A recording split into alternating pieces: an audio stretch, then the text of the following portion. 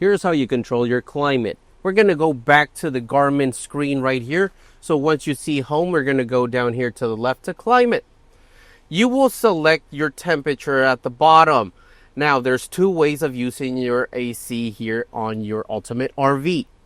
One will be your engine driving AC that was going to work with the engine compressor, and your overhead AC that works with the shore power cord.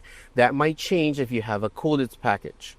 Now, here, there's two ways of using the AC. You have to either select heat, cold, or auto. And again, if you do select manual, you have two speeds, low, high.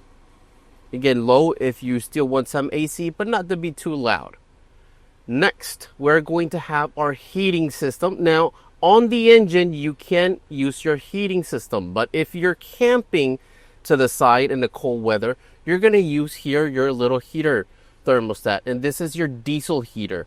Just tap, select, your temperature that you want, and the diesel heater will start working for you and keep you warm on your cold weather.